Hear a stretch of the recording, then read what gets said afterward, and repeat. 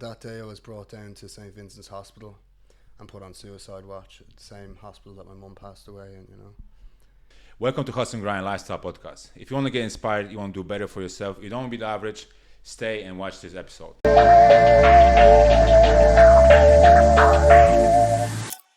My guest today is Karl. Thanks for coming, bro. Thanks, mate. Happy to be here. Awesome. You got a hell of a story, bro. From battling addiction to run your own fashion gig. To kick this off, tell us a bit about yourself. Yeah, my name's Karl Dargan. I always had this inhibition and this drive in me, even as a young kid, that I wanted to be something in life. My early days. Feeling of urgency and stuff like that, right? Yeah, that wasn't the case though for my early days. No, You know, I think early days. my teenage years and throughout my mid-20s, you know, I battled with addiction, alcoholism. I think the misconception of addiction and alcoholism is, you know, once the drink and the drugs are removed, people think you're fine. You go about your day, you know. I have to practice what I've learned through a 12-step program. I practice that on a daily basis. You know, I pray and meditate every day. First thing I do every day is pray and meditate. Yeah, you told me this morning 5:30 is it? Yeah. You woke up? First thing I do is pray and meditate, and that gives me sort of a sense of ease and comfort and peace of mind, because without the drugs and the drink, I suffer with a lot of restlessness, irritability, discontentness, and this massive lack of self-respect. And I think that's why this 12-step program that I've learned over the last few years has been such a massive factor in changing my mentality, my ambition, my own self-pride. And what is the 12-step program? You developed it or? No, the 12-step program has been around since 1935. So it's gotten, I think, over 90 million people sober. Wow. Okay. It's very spiritually based. There's a lot of self-inventory that has to be taken. So the way I look at it, the self-inventory allows us to grow as humans. I think a lot of people pick up these character defects throughout their life and they become stuck in that principle, that core principle of habits that they've picked up throughout their lives, you know. The great thing for me is I have this 12-step program to lean on, so these little character defects that I've picked up along the way can be removed from me on a daily basis. They'll never be perfected, but they will be removed. What was the turning point for you in overcoming addiction? Was there a specific moment or event that slapped you into thinking, I got to change my life? I think it was a build-up of many moments. You know, people have, again, a misconception of rock bottom. Rock bottom for an addict just gets deeper and deeper and deeper. And I've put myself through so much pain through my life. I've put my loved ones through so much pain through my life. You know, there were suicide attempts, multiple suicide attempts throughout my life. But yeah, I lost my mum 5 years ago, and that was a real wake up call. I was always an addict, you know. From the moment I touched drugs for the first time, I remember getting this feeling inside of me, you know. I could all of a sudden talk to girls. I was confident. The self-respect that I didn't have for myself was through the roof, and you know, I fell in love with what the feeling that drugs gave me, you know. But yeah, the real tipping point for me, I think, you know, I saw my mum there in a hospital bed, and only a few weeks before she had passed away, you know, I couldn't go to the hospital to even see her. I couldn't bring myself to see her because I was in such a state. I was under 7 stone. I was mentally, physically, financially, spiritually bankrupt. I remember my auntie Orla, she begged me to go to the hospital. And in the car on the way to the hospital that day, you know, I turned around to her. My little sister was in the back of the car. And I said, Orla, I'm an addict and I need help. I got to the hospital that day and I pushed my mum in a wheelchair. She was only 51. Beautiful, beautiful lady inside and out. And she looked back at me and she said, Karl, I want you to get sober. You know, I went to my first ever CA meeting that night, or was the night before, and that wasn't the start of my recovery. You know, when I found her passed away a few weeks after that, my little sister I met in the elevator, at about 4 o'clock in the morning and brought her into the hospital. And the two of us wrapped our arms around each other, and you know, I promised that girl I'd look after her. And if you were to stick a lie detector on me in that moment, I would have passed it, because I was so convinced that I was going to look after that girl. I wasn't able to look after myself. And it talks about it in the literature of the 12 steps, that we follow our addiction into the gates of insanity and almost death. And within that year after my mum passed, and I certainly did that, I jumped out of a car head first, 80 kilometers an hour. And the powerlessness of the disease that I suffer with, you know, the first thing I did when I hit the ground, you know, my head was like a balloon. My jeans were ripped the whole way down my leg. My leg was gushing blood. My new Gucci shoes were ripped. Oh no. But again, the powerlessness that I suffered with, I just did the rest of the cocaine I had, you know, because I knew that would ease the pain, whether it was physical or mental, that I was going through. Kind of masked everything you're going through. But the real tipping point for me was that same little girl that I had promised I'd looked after walked in with me trying to take my own life, you know. And that morning, I'm just finding out everything about you right now. Yeah, that's very deep, bro. So my little sister, she called the guard, she called the ambulance, and I remember going downstairs trembling. I hadn't slept in about a week, you know, hadn't eaten in about a week, and that was a regular occurrence. Is this because of the drugs? Is it? Yeah. Wow. And I remember sitting in an armchair in my family home, trembling, and a woman paramedic came down, knelt down, and I looked her in the eyes and I said, I don't want to die, but I don't want to be an addict anymore. And it's such a profound situation to be in, you know, to think that the only way for me to remove myself and ease everybody else around me that was suffering the same pain that I was suffering was for me to take myself out of the picture, you know. And that day I was brought down to St. Vincent's Hospital and put on suicide watch at the same hospital that my mum passed away in, you know. And again, the powerlessness of this disease, you know. As soon as I got there and the nurse left my bedside to go to the toilet or wherever she went, I swallowed a load of tablets that I had in my pocket, you know. And I woke up about 24 hours later, and sitting on my bedside was my same Auntie Orla, my sister, my cousins. And I remember them looking down at me, you know, nearly like this outer body experience, because I'd seen the look of disappointment in loved ones' eyes so many times throughout the years, so many times. But this was the look of fear. It was the look of the unknown. And from that point, I knew I had to get my life together, you know. So when the nurse left, you swallowed the pills? Yeah, I don't know how many, a lot of pills. Like what pills? Like Xanax. Yeah. So for a while I was taking about 30 Xanax a day. You know, it got to the stage where those type of the amount of pills you swallow, that could be life-threatening, obviously, right? On a daily basis, the amount of pills I was taking could have been life-threatening. And what do they do to you, like when you take Xanax? What do you feel like you feel this sense of warmth and ease and anxiety. Oh, that's what it is. Okay. I started taking Xanax because of my cocaine use, because I could sleep off them.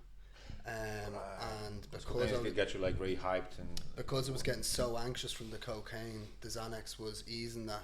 Now, over the last 3 years, I've lost a number of friends from Xanax and cocaine being used together, you know, so it just shows that that there was something looking out for me, because honestly, the amount of drugs I was using on a daily basis for years upon years could have killed anyone, you know. Go ahead, sorry. I don't understand how they didn't kill me. You know, my ALT in my liver is still really bad. Still? Yeah, still really bad. So like at the age of 26, I went in and got my bloods done after I got sober, 26, 27. And yeah, the doctor told me I have liver disease and that my liver is extremely bad. And it can cure itself, but it's still, years on, it's still quite bad. You know, my ALT is 190 to 200 every time I get my blood done. You know? Wow, very high. I was about to ask you this question about, you know, your wildest story, but I think that was it. wasn't it? I don't think so. No? Okay, so no. reflecting back on your days struggling with addiction, can you share one of the wildest or most eye-opening experiences you had during the time? When I was a teenager, I was heavily involved with selling drugs as well, even through my 20s. So you were a drug dealer? Mm, mm. It was the only way to feed my habit at that time. As a kid, I had no money. At the age of 14, my house was raided by the guards. Again, at the age of 14? 14. At the age of 15, my house was raided again by the guards. Bro, when I was 14, I used to watch Cartoon Network. Exactly. Holy shit. Yeah. So I was involved with older people at that age, and yeah, I was. Damn. I remember, I think it was the second time the house was raided, and I remember being on the couch in handcuffs, and that same little girl, my little sister, had her communion money. Was that her communion money or her confirmation money? And she came down, she saw in the movies that, you could bail somebody out of prison, and she tried to offer the police all her communion money. All her communion money to let go of me, to let me free, So yeah, my little sister as well. Get emotional here on the video, but so my little sister over the years has experienced a serious amount of pain, and she has, although she hasn't been an addict, she has lived through addiction and seen, it was only when I got sober and I made an amends to my sister, like me and her are so close now, so close, incredibly close. Incredible. And it was only when I got sober and made the amends to her, she said, Karl, I used to have to come and check your pulse in the middle of the night nearly every night. Nearly every night she has to sneak my room and check if I was still breathing, That was a little 17 or 18-year-old girl at the time. And, they're the places that addiction took me to, I had no care for anybody else but myself, my own habits. I was so selfish and so self-centered. Do you think many people are like that when they are hooked on things like that? Yeah, it's some of the main character defects of addiction, and I don't think people set out to be that way either. I think something outside of themselves takes control, and it's hard to quell that. Drugs were the priority of my life. They were number one. They were my best friend. They were there in the good times. They were there in the sad times. They were there in the bad times. They were there in the lonely times. No matter what I was going through in my life, I could depend on them. They always fixed the problem, until one day they just stopped working, and they were the only problem I really had. Wow. So addiction. You went to rehab? Yeah. So after I left that hospital, after the last suicide attempt I had, I was sent up to a day program. Actually, just around the corner from here. Funny enough, I walk by it when I'm doing my steps every night. Does it bring bad memories? If anything, it brings good memories, because it was the start of my life. It was a critical assessment program, and I walked in and they gave me 40 questions to see if I was an alcoholic and 40 questions to see if I was an addict, and it was the first test in years I'd passed with flying colours, and at the end of that results, you could say, was the name of a treatment centre. And my cousin Shifa, she pointed at the treatment centre out, and she rang them up and tried to get me a bed, and they said that I'd have to ring myself. So I rang them every day for about 3 or 4 months. No, you're okay. For about 3 or 4 months, I rang them every single day. And this was if I was still up and I was still on the coke and drink. I'd be at a party and I'd run into the bathroom and say, "Do you please have a bed for me? Can you get me a bed?" And ultimately, I landed myself in a treatment centre, and I was supposed to be there for 18 months, 11 months there, and 7 months in an aftercare house. And I left after 6 weeks. Something was going on with a relationship I was in at the time, and I left with every intention of using. Luckily for me, 2 of my friends from active addiction had showed up in my house with the literature of the 12 steps, and their sponsor, and they brought me to a meeting. And in the car, I remember them talking about, you know, you have to get to these meetings every day. You have to get a sponsor. You have to practice the 12 steps. And I wanted to do it my own way. I thought I could do it my own way. What do you mean by sponsor?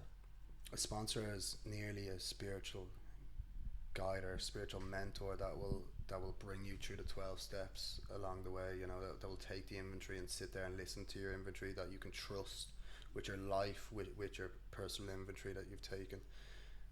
Personal inventory entails, you know, resentments throughout your whole life, your fears, your sex conduct, and the people you've harmed.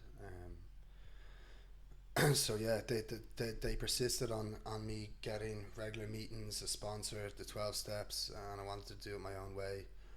I said I'd only go to one meeting a week, and inevitably after two or 3 weeks after treatment, I relapsed. You know, Oh shit. again, my little sister was involved. We went out to my cousin's gig in town.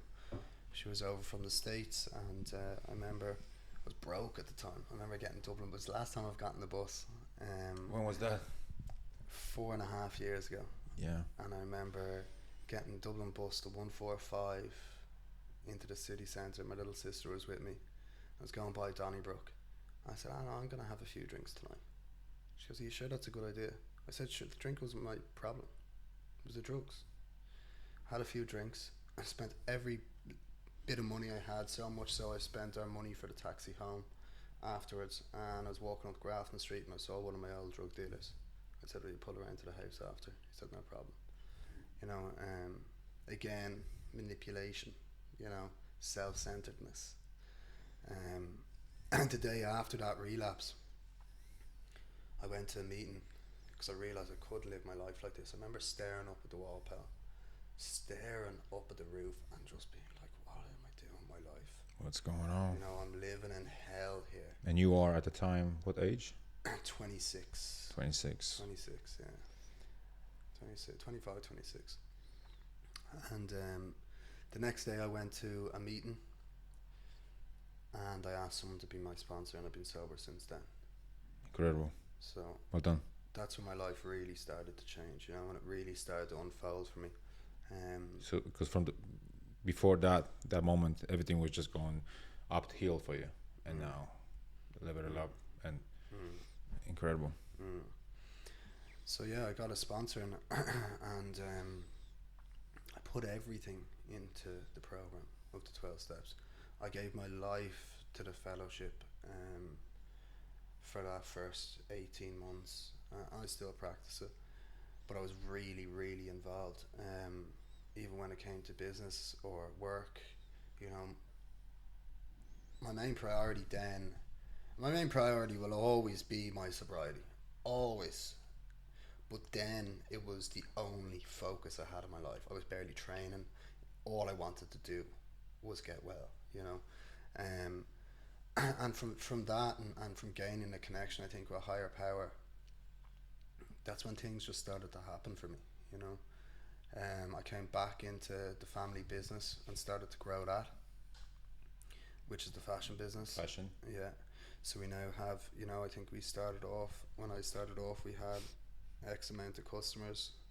We've now quadrupled our clients over the last few years. We now have 15 European brands. Under your wing. Yeah. So you distribute them. So we distribute, and we're a distribution and agency company. So some brands we distribute, some brands we're agents for. We deal with companies out of Holland, Milan, Rome, Florence, Bologna, Prato, Albacete, Madrid, Birmingham, London. What are you wearing today? Chanel. It ain't nothing. So it's all ladies fashion that I work with, you know, and we supply boutiques and department stores throughout the country. And I owe every last bit of what I've accomplished over the last few years to my recovery. You know, no matter what or any way I went about it, you know, no matter what self-knowledge I took in, none of it would have been possible without my recovery. Do you think Conor McGregor is an addict? I can never diagnose anybody as an addict. I think everyone has to come to their own self-diagnosis as an addict. You know, 'Cause he's doing a lot of wild stuff. I mean, he was doing a lot of wild things yeah, before. I think It seems like he was under, certain things. yeah, I'm not sure. I'm yeah. not there, but it looks like it from I think looking at it. the definition of addiction, I use the class addiction as, someone homeless sleeping under a blanket on Grafton Street, or, an alcoholic, someone sitting by the canal with a brown paper bag. The definition of an alcoholic and an addict is that once you put a substance into your body, no matter what the substance is, you cannot stop. You cannot stop. No matter how many of your loved ones are begging you, no matter how much your bank balance is going down, even if the world You're is unable to burning stop around you, you are unable to stop. It's a powerlessness Wow. within you, and that's why I'm blessed. I don't have that particular feeling. Mm. Wow. But I think addiction as well, it can be transpired and translated into other areas. Other of your things, life, yeah. I think Yeah, I'm a bit obsessed about other things. when it comes to tracking my calories, or when it Yeah. comes to my training and me hitting my steps. And But that's positive accomplishing obsession. it's a positive. It's obsession, just get any better, Yeah, right? so that's why I've seen so many other addicts that that are friends of mine. All of them have started to do so well in life, because they've translated that addiction into a positive. You could say positive, because I think there's a happy balance between everything. Trying to hit that happy balance as a man is very, very difficult, because as a driven, ambitious man, you want it all, and you want it all now. Yeah. But it's the long game that we have to play. It is a long game. Like, I spoke to one of my clients, a very highly successful individual. He told me, which is, I'm sure you heard that already yourself, overnight success, it just takes 30 years. Yeah. It's a never-ending hustle and grind. Yeah. It's 30 years of consuming knowledge. It's 30 eating, years of... I'm not going to say what, mornings, soups every day if you have to. It's invest in yourself. Yeah. One thing I want to ask you, do you believe in energy? Yeah, absolutely. So have you noticed the difference between then and now? Like, once you became more positive individual, now a lot of positive things are happening to you. A lot of positive people are showing up in your life. Absolutely. I'm highly believing on energy. Absolutely. My circle has completely changed. 180. And it's all people on the same mission that are around same me today, page. And one thing you say about energy, my energy was way off the last few days. It was a full moon. You feel like someone only explained it to me why your energy is off on a full moon. It's because our bodies is a 60% water, 70, I think.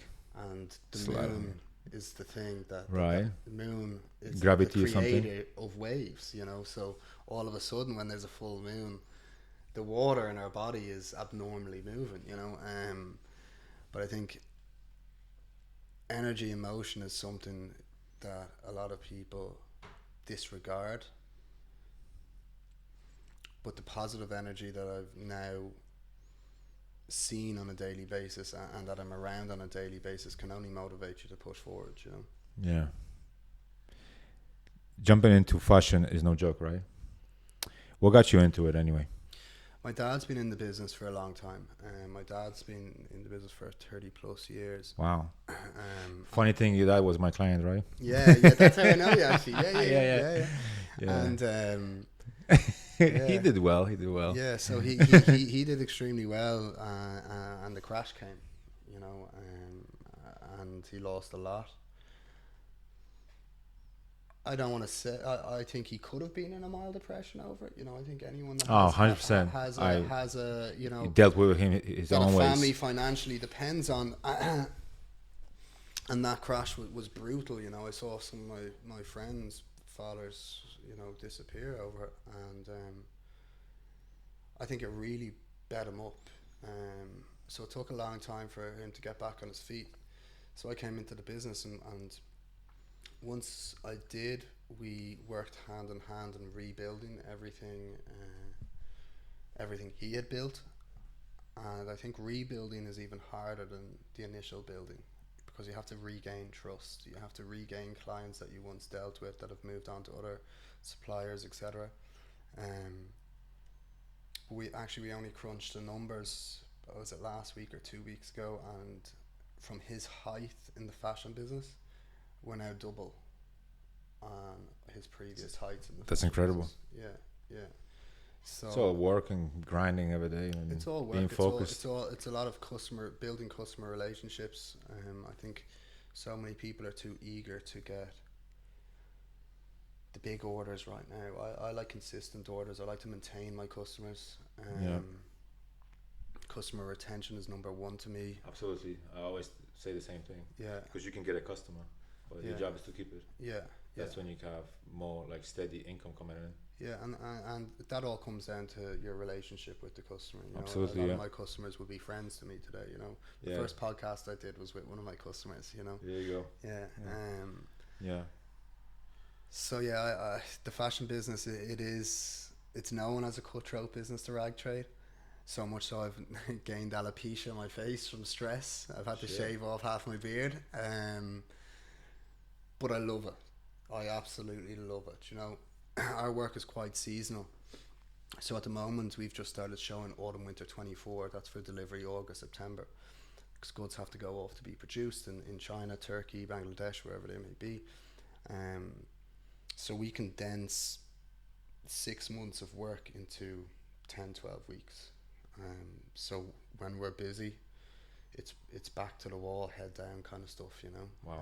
And I love every bit of it, you know. That busy period, that's where I thrive. That's where I, you know. You're super occupied mentally. Yeah, you like that. That's where I feel at peace. When I have so much on my plate, you're not in your head to accomplish. I'm not in my head, but I also know that I need to get these tasks done. I need to get them done now. So you write these things down or something like that? Does it help you? I plan my week every Sunday. I sit down for an hour every Sunday and I plan my week religiously, you know, and rigorously. I have a board right here. If you noticed, I write things down. Every last. I highly believe on that. Yeah, every last bit of my week is planned down, from even my prayer and meditation in the morning. Even though I do it every day, that's still written down. That's written down not just physically in hard copy, but it's also in my notes. It's in my Google Calendar. It's written down in numerous places. Same with my goals. You know, my goals I write on the 31st of December every year. I do a vision board on the 31st of December every year. You know, it's the vision boards I only just got into, and they're beautiful, man. Seeing that sense of accomplishment, I think it gives a lot of balance and a lot of inner respect to men, you know. Yeah, it does actually, yeah. I feel good about myself when I write something down and then I accomplish it. It feels so good. I think when you write it down, and I think too many people are into this manifestation without action. Manifestation without any action isn't going to get you anything. All it is a dream, you know. You have to take action on it. You have to have set goals on how you're going to reach that. The daily habits that you have to do, the next few steps you have to take, the key motivations to reach this goal. Because too many people are like that. Yeah. So like dream, but they never do anything about it. Yeah. So I did a vision board last year, and one of them was my new car. I brought my little sister to LA for Christmas last Christmas, and we went to Rodeo Drive 2 days before Christmas Day, and I drove her there in an i8, blacked out. I saw the picture. And beautiful. Google Maps, really nice. It's turned around and it said, next right turn, Rodeo Drive, Beverly Hills. I told my sister prior to that she can have whatever she wants this Christmas. And once that Google Maps notification popped up, I flooded with tears. You know, because that was the same little girl that walked in with me with a noose around my neck 4 years before. You know, a little less than 4 years before at the time. And I looked at her when I was filled with tears and I said, I'm going to buy this car so I can remember this moment. And I put it on the vision board. And without even knowing, 4 months later, I bought the car, you know. And it didn't even, you know, it wasn't even anything that was on my mind on a daily basis. I just set down the actions I had to take to reach that goal, and I hit it. I moved into the penthouse there just across the way on December 1st. We're neighbours now. Neighbours, But yeah. your view is much better than mine. I don't want to curse, don't want to mess up with the algorithm, but my view is hospital. So yeah, we moved into the 14th floor, and when I sat down to do my new vision board on the 31st of December, I opened up my laptop and there was one picture I didn't know what it was, but it was city lights and the top of a penthouse and a candle lit and a notepad beside it. And I looked at it, I was like, that's it. I didn't even know I had hit that goal. But subconsciously, because it was on the vision board and I had listed the actions, I didn't even know what that picture was when I So made the vision board. From your mind, it became a reality. Exactly. And Highly believe in that. I thought it would have been, I thought it was sort of airy fairy until that moment. Till that moment, I was like, I didn't have a clue on why I put that picture there. But it all happened for a reason. Wow. You know, it all happened for a reason. I think our destiny is always planned. Do you feel successful now? No. You'll never feel successful? Will I ever feel successful? I can't answer that. Do I feel Very successful? hard to say. Now? Very hard to say something like this about yourself, right? Do you feel like, wow, Sometimes, wow, but I do have a lot of imposter imposter syndrome. Like I have lots of goals that I need to hit, you know, and I think I'll always have lots of goals. So you still feel like I'm nobody yet? I'm like a plankton out here. No, I'm proud of the accomplishments I've made in this very short space of time. But you're still humble about it. I'm humble about it, but you know, sometimes I sit in that apartment and I'd give myself a little smile. You know, I'd sit down and just smile to myself. Sometimes I get into the quiet, car and nothing I'd have happening. a little grin to myself, you know. But as I said, I think as an entrepreneur, do you feel successful? I always want more. Well, you tap yourself on the shoulder, like one of my clients told me. He tapped yourself on the shoulder. Well done. Yeah. What's next? Yeah, you just move on. Yeah. You, like, get yourself a gift to something because you did this, did that, you accomplished it, but then just move on. Yeah, I think complacency is murderous. I don't believe in complacency at all. I think. How you doing? I'm maintaining. Wow. Maintenance is not something that's I do. wrong. Either in my recovery or my personal life. You know, one of the lines it says in the literature of the 12 steps, it says, we have to grow along spiritual lines. You know, it doesn't say we have to maintain spiritual lines. It says we have to grow along spiritual lines. And I look at that the same as business, you know. And I don't look for rapid growth either. You know, I look to improve by 0.01% on a daily basis. That's all I need. Same like Bitcoin nowadays. Yeah. But again, the compounding effect of Bitcoin. Yeah, and that's the compound effect of improving just the slightest percentage on a daily basis. But I can be very harsh on myself as well. You know, if I'm feel stagnant and in a place, sometimes I hate training and I just go and I get it done. You know, I think I said it to you in the gym there a few weeks ago. I was like, I'm not enjoying training, but I'm still here and I'm still getting it done. Yeah, it doesn't matter how you're feeling internally. It's like, this is like discipline right now. I don't care. I have to do it. Yeah. End of story. To be honest, that just sparked something in my mind. You know, I was talking about the full moon the other day and feeling out of whack. I was in the middle of a set in the gym the other day. I haven't shared this with anyone actually. And nothing was going on in my mind. You know, there was no negative thoughts or anything. I was in the middle of a set and I felt like bursting out in tears. It was the strangest feeling. I've never felt that feeling before in my life. Mind clarity? I don't know what it was. I'd never felt it before in my life, but it was halfway through the set and I just felt like bursting out. I just dropped away. It was the strangest sensation because everything was going great. So, you know, things like that, I think from your recovery as well, you start to become aware of little things like that. What was that? You know, when you start to analyze that a bit more. Analyze that feeling. Yeah. What's that about? Yeah. Wow. Yeah. Bro, like, you really motivated me right now. Seriously. Like, after this, for me, it's very hard to read and learn. Because I was not a really good kid like yourself. You see that book over there? I got it there. It's like about startup business and stuff like that. And I just got it like a year and a half ago. I didn't open it. But I'm forcing myself to read all the time. And now, by just talking to you, it just feels like, wow, I know you don't like it, but if you read this, you might learn one thing or two that will elevate you from here The next step up, because I had this little break. You had a breakdown yourself recently, like you just said. Like you cried, you felt like crying. Like a week and a half ago, I cried.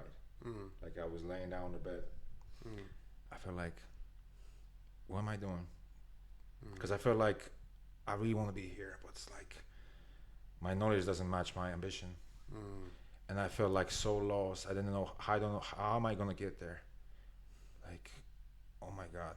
So just by talking to you, I feel like I need to, like, again, get more focused and doing things that I actually don't want to do, because that's where the changing happens. Yeah, and you touch on, coming from a background where books weren't interesting, or books were lame, educating or you reading book.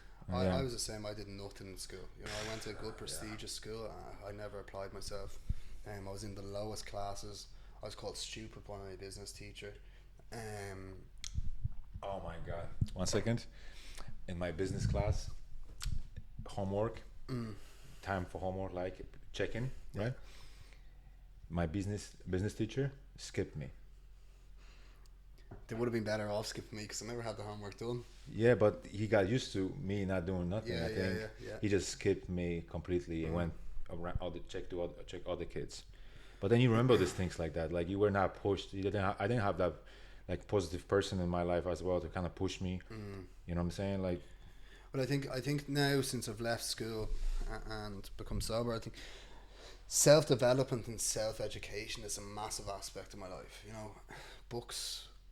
I've read 2 books in January already, and I don't know how many books I've read. I just take, as you said, small little snippets from each book to apply. And tell me, you schedule reading? Because I really want to find out how you do this, because it's very hard for me to read. I try read for 15 minutes a day. I also listen to audibles every time I'm in the car. So when I'm in the car, I don't turn on music. 95% of the time I'm listening to a book. And tell me, because I was working on my stuff.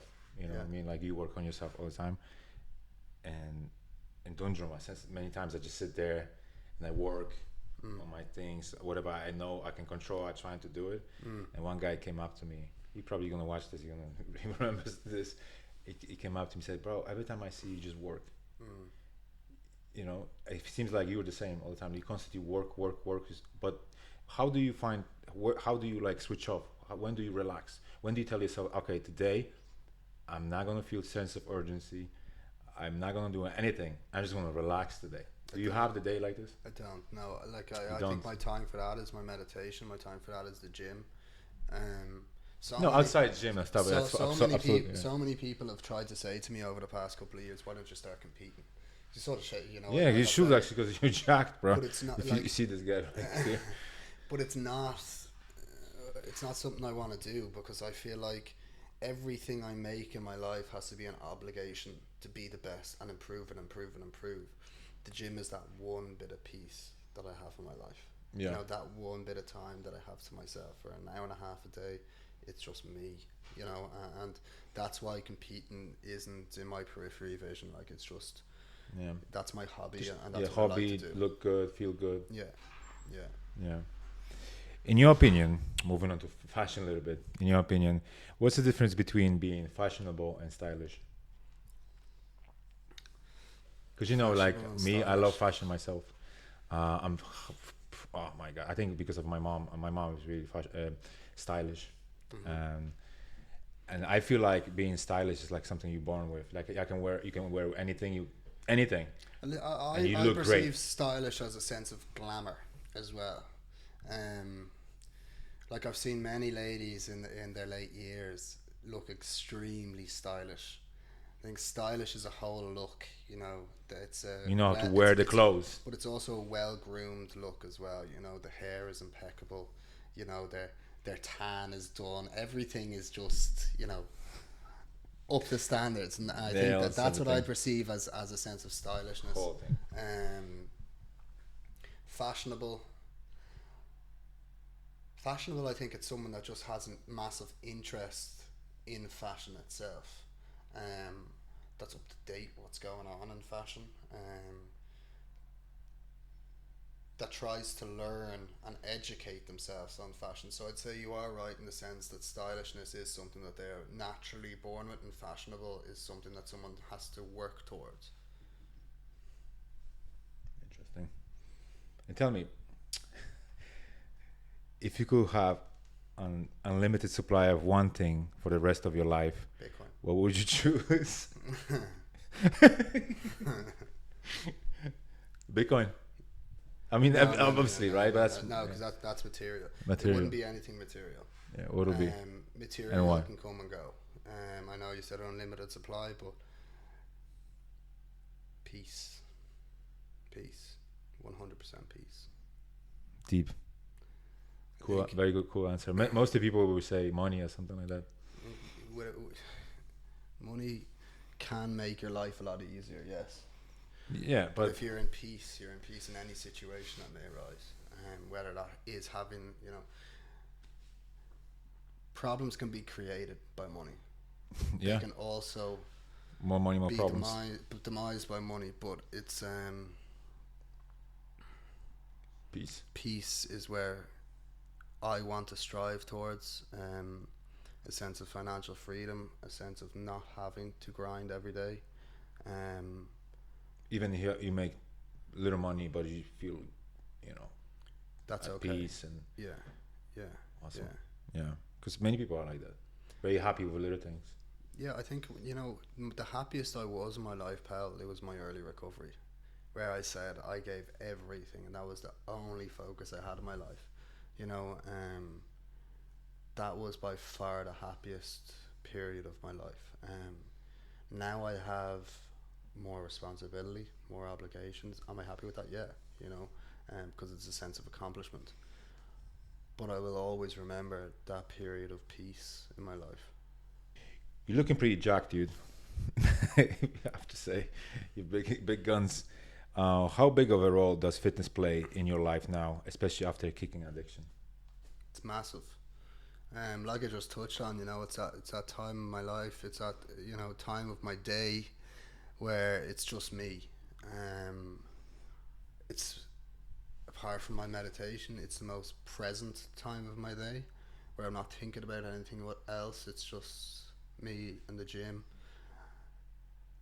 So what about emails came in?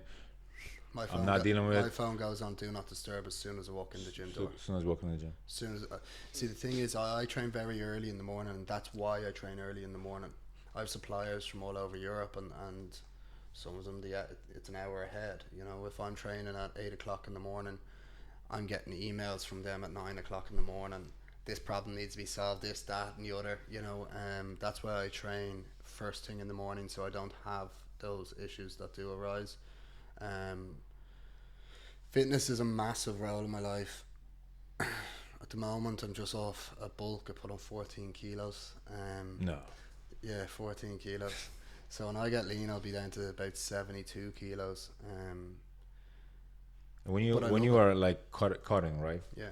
Do you do cheat meals, or you just go straight like diet? I do have one cheat meal a week when I'm cutting. Now I'll be on 1,800 calories for about 4 to 5 months of the year probably, and that's when I feel my sharpest. I think when you're in that mode on 1,800 calories, it's like a fight or flight. It's nearly like the hunter-gatherer comes out in you. Yeah. It's ancestral that as hunter-gatherers, we then feel our sharpest. Where are we going to get our next meal from? And that's when I always feel at my prime. It is when I am cutting, and most people hate it. I love it. I'm constantly in deficit, trying to stay in shape for like 2 years now. Yeah. I love the feeling. I mean, I think people who are in shape, like yourself, you are in shape, even though you probably don't think you are now, but for regular public, you are pretty good shape. I think it's about the mindset. We can take a lot of mental pain. Our threshold mental pain is very, very tough. So we can go through a lot of hunger issues and isn't it? Don't you feel this way? Yeah, I think that sort of putting yourself through that physical pain of training in the gym. And that's nothing probably. We enjoy that, right? Yeah, as well. Because when your hunger comes in, it's like, okay, I feel like this, but it's working. I know it's working. Yeah. It is a mental battle at some times. Oh, bro, like it's a mental battle. Like we had a chat there before we were having a coffee about cheat meals and how far we can really go with the cheat meals. Because I think once you deprive yourself of certain foods and once nutrients, you get something again, it's like, you know, bringing it back to addiction again. It's once I put that slice of pizza into my body, I'm not stopping. You know? Yeah, somebody told me like, oh well, you know, you can have 2-3 slices of pizza. Really? It's like you telling somebody to have 1 or 2 Pringles. No, that's never gonna happen. Like once I taste sugar, for me it's like that switch. Yeah. Like straight, I go like crazy. Like I can't stop. Like when I have a cheat meal. Yeah. But before that, like cool. That's why during the day, I'm not sure how your diet look like when you're cutting, but I do carb loading more like it like that. So I only introduce carbs like after training. So I train late at nights, usually because of my work. A bit different than yours probably, but sometimes I see you all nights. But during the day I don't touch carbs. I just don't. I feel like great mental focus. We have no carbs in the day. I'm the same. So I'd save most of my carbs, probably about 100 grams of carbs for after my dinner. You know, so absolutely same. So 100 grams, something like that. 6 o'clock, I'd have about 100 grams of carbs throughout the day. It might be about 50. Yeah. You know. Okay. So when it gets to my 1800 calorie point, I'll be on about 150 grams of carbs. And that's it throughout the week. After training, because let's be honest, like during the day, if somebody wants to cut, like we have a lot of supplies in us, like already build up glycogen. Yeah. Well, energy stored, which is body fat, still there. So during the day, let your body use it, right? Yeah. Just you have your protein, vegetable. Stop crying, you know, and just go through the pain. Next question for you, Karl. Walk us through a day in a Karl's life. How do you juggle the fashion business and stay in shape? Like, just tell me about your day. Like, when you wake up and how does it look like? First thing I do is pray and meditate. I try to eat the same food absolutely every day. I am a foodie, so that is difficult. You know, I love my food, but same. I think throwing anything else into the mix can complicate things with my diet. It also, the foods that I do eat allow me to perform optimally. So it's very important. Yeah. So, I wake up, I pray and meditate. I have 3 eggs, slice of sourdough toast. I train for about an hour to an hour and a half. Come back, shower, go into work, listen to an audible, and I try to get the most important tasks of the day out of the way first thing. I might finish work 6-7 o'clock, whatever time it is. I'll come home, have my dinner. I may train again. I'll get my steps. So you like a cardio? Yeah, I'll read a book. At night, you read the books at night? I try to detach as well, so I'll always lower the lights. I'm real nerdy with this kind of stuff, actually. I don't like to mess up my circadian rhythm, so I might put on blue light glasses if I'm on the laptop, if I'm on my phone. If I do watch something during the week, which is rare, I'll have blue light glasses on me, and again I'll pray before bed, and I try to get 7 hours sleep. Optimally I should be getting 8, but I find it very hard to get more same than 7. What's your favorite cheat meal? Pizza. All day. And it's no fancy pizza either. I love a Domino's, something dirty, you know. Just big ass Domino's. Yeah, I love a Domino's. With the edges like inside, they have like cheese in there. No, I don't. No, they don't do that. No. You don't go that extreme. Italian base, crisps, garlic dip, cookies, the whole lot, and it's gone within seconds. And then what? You do something, or just like okay, that's it, it's enough? Or that's more or less it. You know, I'd have a large Domino pizza, Italian base. Do you want to know what I get? I get the Sizzler. Yeah, I love Sizzler actually. You know those little what do you call those, like little tomatoes, like the little I know what you're so good, like very small on the Sizzler, with right? Widow peppers. They're not tomatoes, no. No, they're little. It's very like sweet type. Gorgeous. I don't need to do them anymore. I used to always. Yeah, they don't do it anymore. Bastards, man. They used to have like Domino's used to have burger pizza. Did you try that one? No, with the Bro, burger. I saw it with the burger sauce. bro, that was lit, bro. It's like a burger, basically the ingredients. Because I had a cheat meal yesterday as well. I go wild, bro. I don't care. I'm like, Dwayne Wright Johnson. I just go, bro. I'm like, what's gonna happen? Like, I have 2-3 hours of eating, man. You feel sick after. And I'm pretty much. I would love to say that F word right now. But I'm pretty much devastated. Like I'm dead. Like coma. I'm out. Sometimes and nearly a sense of shame in you as well. No, I felt really good about it. Shit. What kind of example am I? No, I feel really good about this. But next day, like today, my stomach kind of like funny at the moment. Yeah. So on the next day, like today, I'm most likely I do believe in fasting. So I'll probably fast till 8. But in the meantime, I'm going to go to the gym on empty stomach.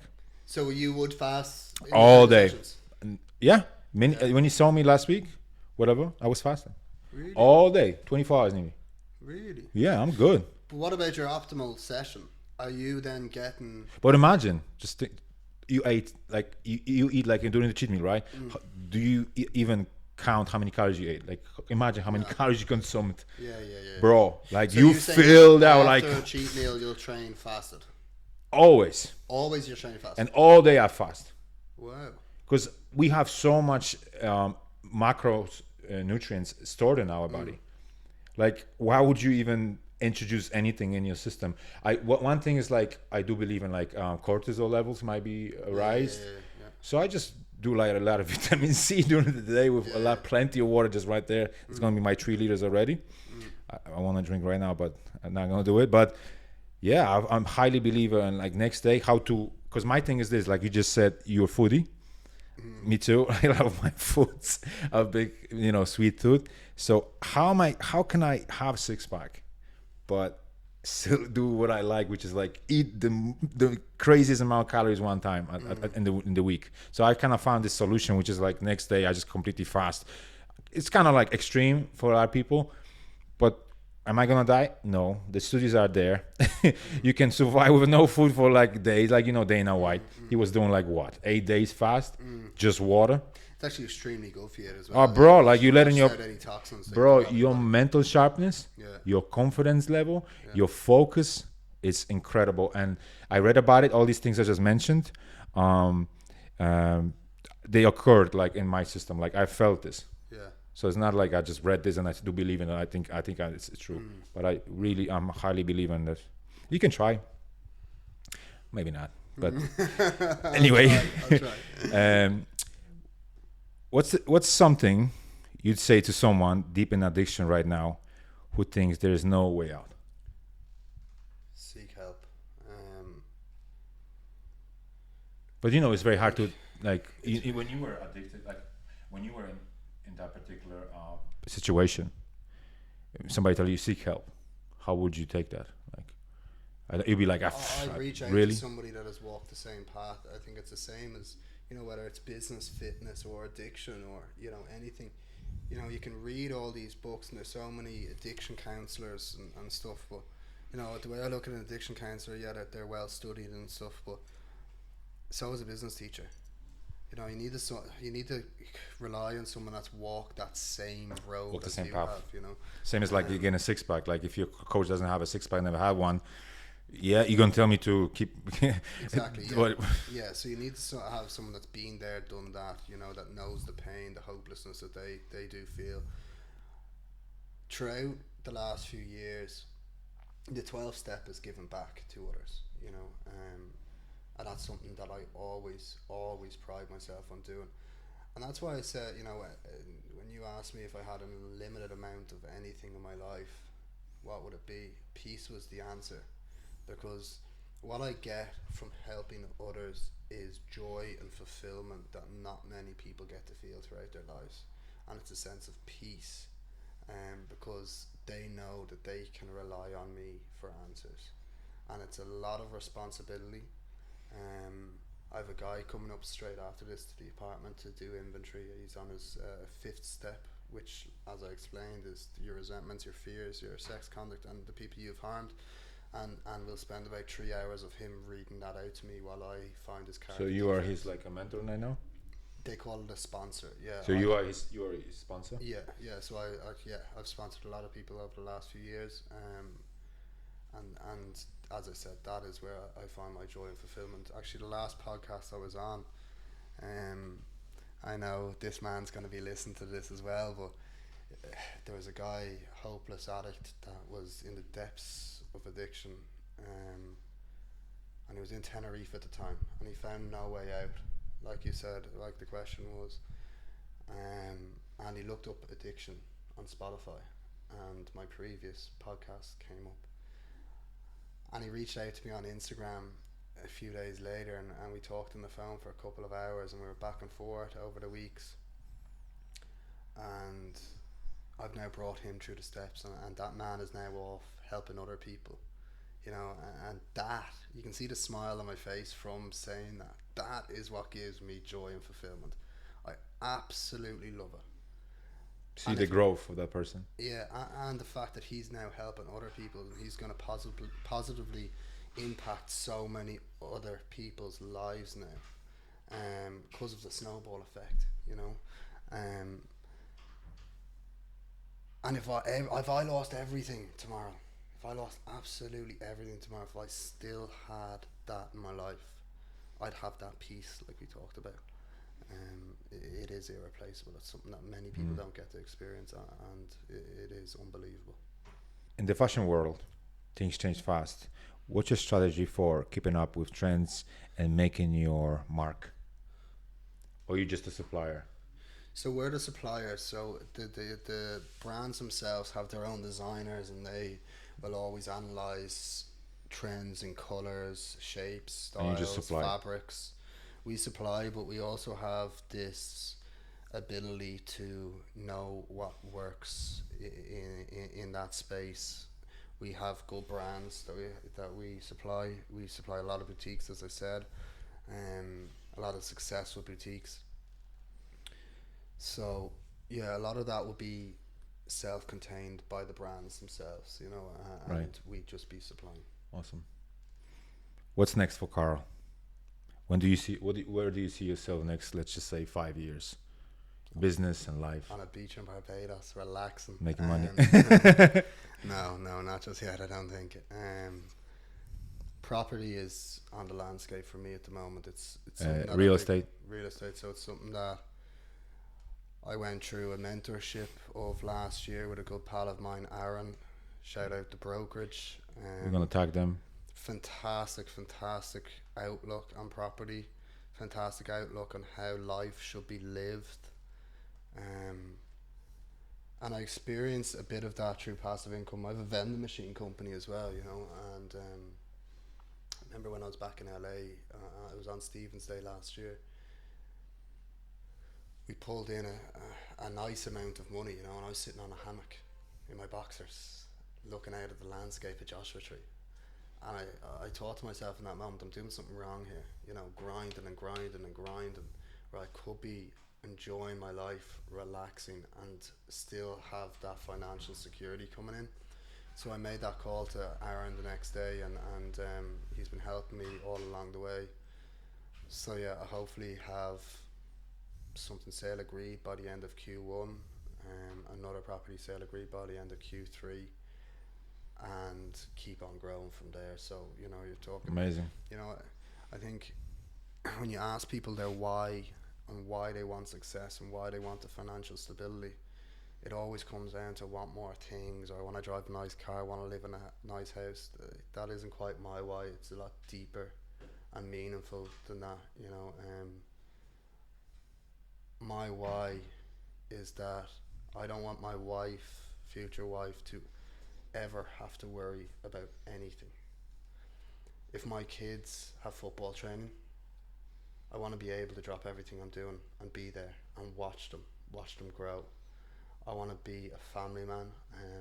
So you want to have a family, wife, kids? Yeah, and I think when you're in entrepreneurship and you're constantly growing, it's very hard to do because things have to be done, and that's where property is ideal for me. It's that passive income, where I can be financially secure, but also it enables me to spend time with loved ones, because after losing the woman most close to me,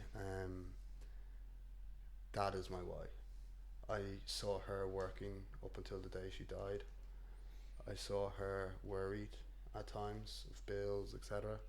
I never want my partner to ever have to live with that worry. And that's why property is definitely Something on you the wanna do. landscape, and it's something that has to be accomplished this year for me. For all the entrepreneurs or people, hustlers like that, what advice would you give them in terms of, you know, growing, getting better, Develop self. invest in yourself? Invest in yourself all day long. Invest in yourself, and miraculous things can happen. What advice would you give me? You kind of know a few things about me. Put everything into self. Everything. Yeah, expand knowledge. Systemize absolutely everything. I think when you're so hands-on in business, you know, you're trading money for time.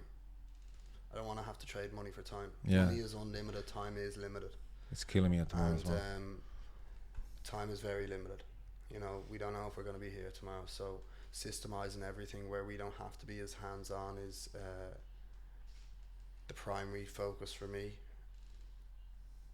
and it should be for any other entrepreneur.